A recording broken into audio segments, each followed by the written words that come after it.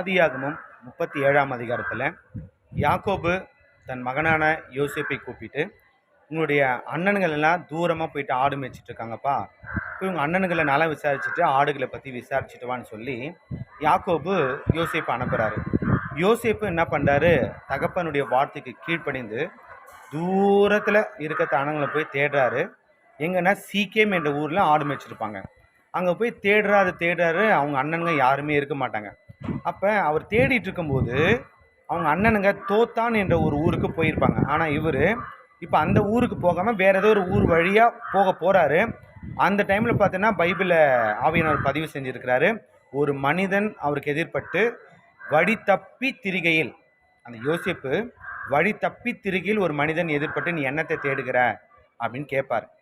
அந்த மனிதன் யார் என்று பார்த்தீங்கன்னா, நான் விசுவாசிக்கிறேன் இயேசு கிறிஸ்துவ தான் இருக்கணும். ஏன்னா ஒரு மனிதன் வழி தப்பி திரியும் போது நீ என்னத்தை தேடுகிறாய் என்று கேட்டு உனக்கு சரியான வழியை காண்பிக்கக்கூடியவர் இந்த உலகத்தில் அவர் மட்டும்தான்.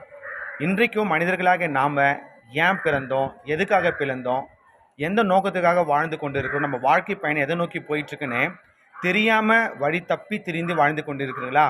உங்களுக்காக இயேசு கிறிஸ்து நிச்சயமாக வருவார். உங்களுக்கு ஒரு சரியான வழியை காண்பிப்பார்.